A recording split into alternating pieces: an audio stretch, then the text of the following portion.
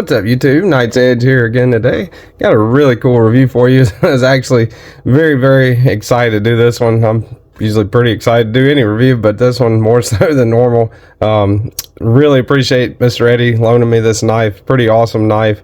Thank you guys for supporting me. Appreciate everyone that sends me knives. If you want to check out Mr. Eddie's Discord, or my Discord, Mr. Eddie's got a lot of knives for sale on there if you go to the for sale page on it. So definitely go check that out. And again, check him out on Instagram, YouTube, TikTok. He's out there for sure. Does a lot of cool work and has a really nice collection. Thank you to all my Patreons, channel members, supporters, subscribers, everyone. You guys are awesome. Hit the like button if you like the content. Subscribe right there if you want more of it. So without further ado, let's get into it. This one is the Strix by Sparrow Knife Company. Strix, pretty awesome knife. I always go into these things trying to keep my kind of overall, whether I recommend it or not, thoughts to the end. I usually fail at that, but this one I couldn't really hide it. This is an awesome knife. They don't make them anymore unless you get the full-on production, full-on custom version. This is a production version of the Strix. Greg Schaub, the owner of Sparrow Knife Co., does a really nice production Strix that goes, or keep mixing that up, custom Strix that goes for in the multiple thousands of dollars, and he does some really awesome work. This is the production version, which was OEM'd by BladeHQ Knives, and they are not running anymore. You can find them on the secondary market, but usually whenever you do find them on there, they are more than their original price, which was $345 on the production version. So let's go over the specs, get that out of the way, do some size comparisons, and after that we'll kind of get into like the review portion of it. So overall, from the tip of the blade to the end of the handle, the Strix, you are looking at 8 1/8. Right at 8 1/8. Overall blade length, if you go all the way on the finger choil to where it goes to the back to the handle scale right there, you're looking right at 3 5/8 maybe. And your cutting edge on the Strix, you're looking at 3 1/4. So what I would call the definition of a full-size knife, right? For me anyway. Get the calibers out here. We will do thickest part of the spine first, as always. So you're looking at 144 thousandths, thickest part of the spine, and kind of on that straight edge there, you're looking at 21.5 thousandths, wedges down nicely, nice hollow grind on it, and handle thickness looking at right around 500 thousandths on your handle thickness there. So definitely a very grippable knife. Sorry, that's kind of, man, that's kind of generic, isn't it, for a knife review? Grippable. Shit, they're all grippable. All right, let's do the usual suspects first. We'll go ahead and do the Ontario Knives Rat Model 1 and your Ontario Knives Rat Model 2. So right there you can see the Strix is pretty close to the overall length of the Rat 1. And cutting edge a little bit less actually on the Strix. A little bit less. Got that belly on the Rat 1 there. Go ahead and get a couple more out here. Spyderco Paramilitary 2. Eddie also did that Lightning Nano job on there, by the way. And your Spyderco Para 3. And what else we got here? Last two usual suspects. You're looking at the Cold Steel Knives 8010 and the Demco Knives 8020.5. Man, surprised I didn't mess that one up. I usually do. All right, so looking at the thickness, you can go with the 8010. All right, 8010 is pretty beefy. Strix not as beefy as 8010. Not as bulky and broad feeling either. Some more size comparisons. Let's see. Let's do a couple more cleaver kind of blade shapes, I guess. Similar.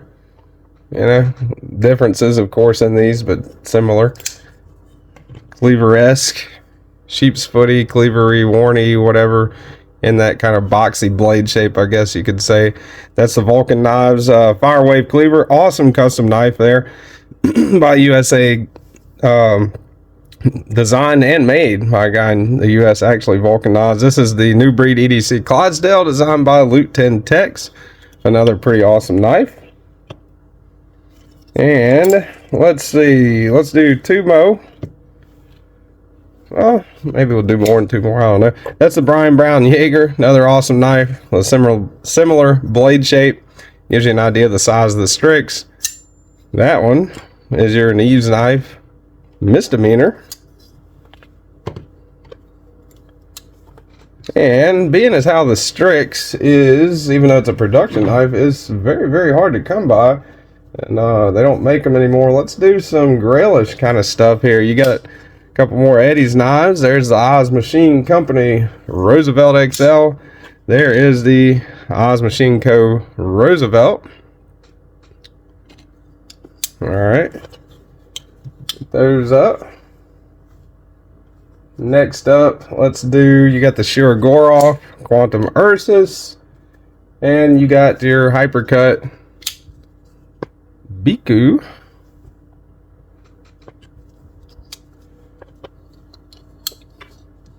Do another one here, Milton's knife.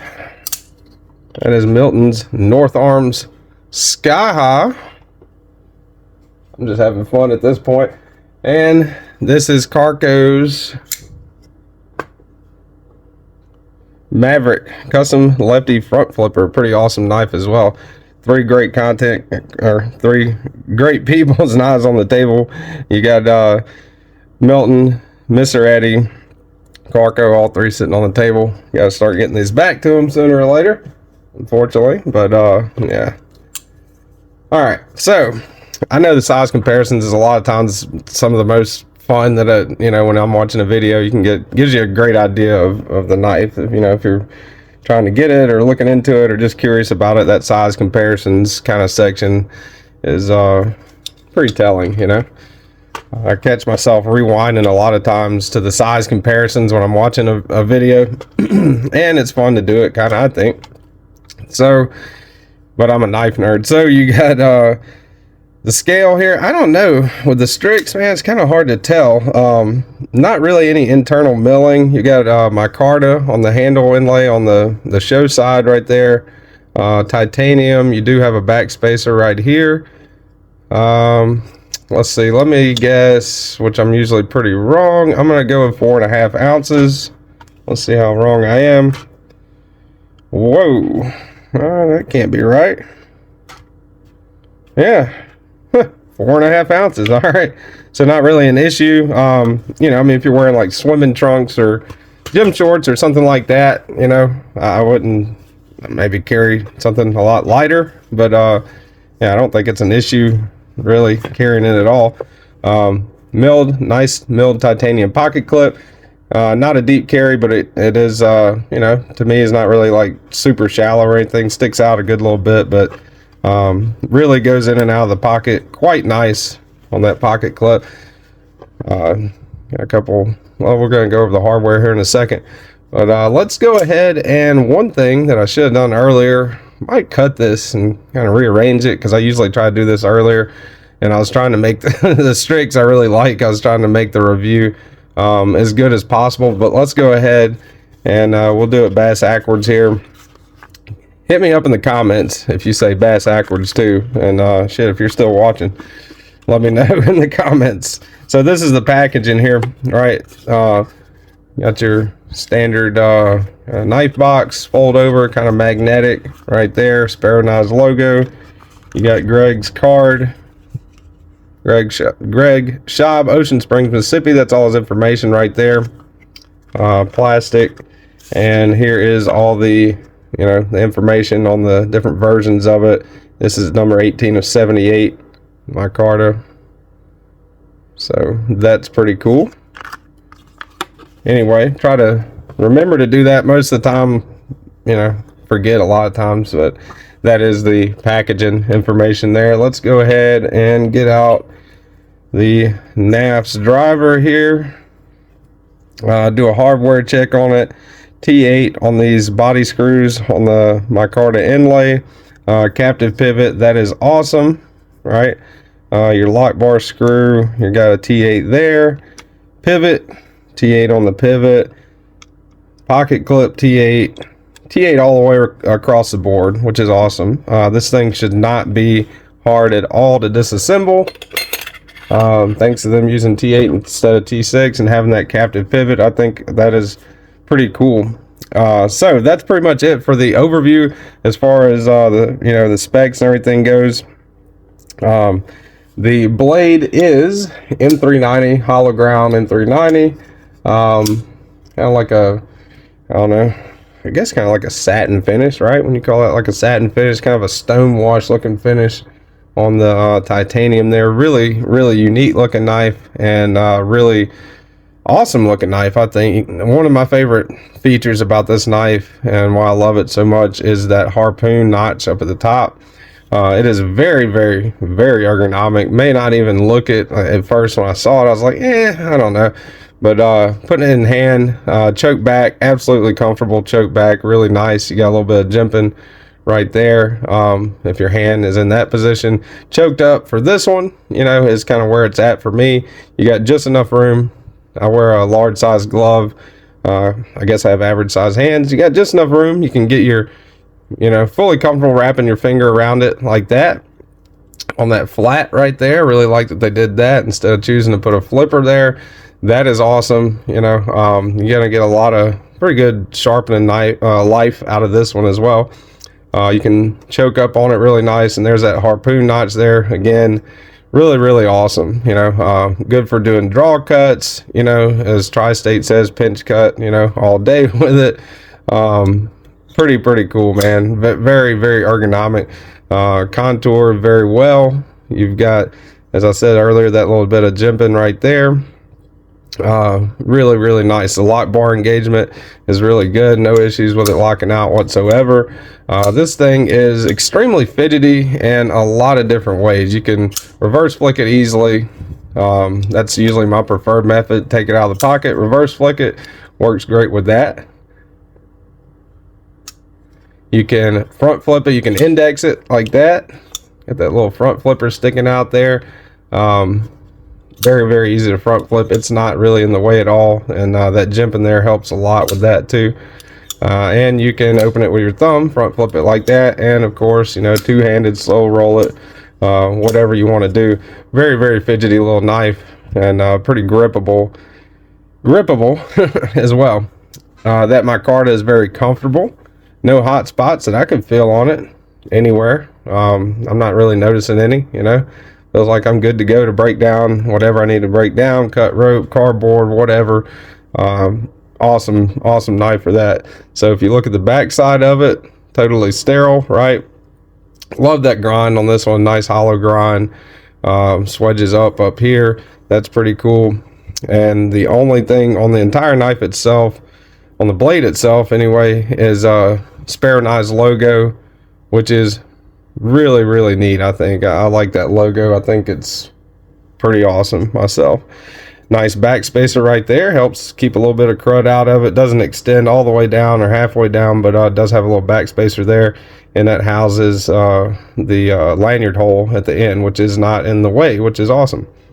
So overall, man, this is absolutely going on my most recommended knives playlist. The only reason I wouldn't recommend this one is because they don't make them anymore. They don't make the productions anymore. It would be so awesome if they did decide to ever make them again. I would definitely be on the list to get one 100%. It is just an awesome experience of a knife for sure. The action on it, running on bearings, kind of shake it shut like that. The action is perfect. It's just how I like it. Doesn't, as soon as you clear that detent, which is right there, by the way, as soon as you clear that detent ball right there, it doesn't exactly fall down. I'm sure you could adjust it to, but you shake it a little bit, about halfway down, a little more, and you can shake it the rest of the way. With any coaxing or any pushing or any movement at all coming from the back. It is, you know, going all the way shut. Good detent, you know, not you know, it doesn't come flying out when you shake it or anything, which is also notable because this is a pretty hefty blade there, right? So great weight, great ergonomics, great materials, beautiful design. I would give this knife a A+100. This knife is one of the knives that I would consider kind of like a standard, you know, and it is very awesome. I really appreciate you, Mr. Eddie, for letting me borrow this one. Again, hit him up on Instagram, YouTube, TikTok. Thank you guys for watching. I appreciate all my viewers, channel members, subscribers. Hit the like button if you hadn't hit it yet. Comment, let me know if you're still watching this, man. That is awesome. I appreciate everybody that watches my videos all the way through and everything. It means a lot. Got a lot of people that watch them regular, and man, it is just, I'm blown away by all the support. So thank y'all for watching. Hope you enjoyed the video, and have a good rest of your day.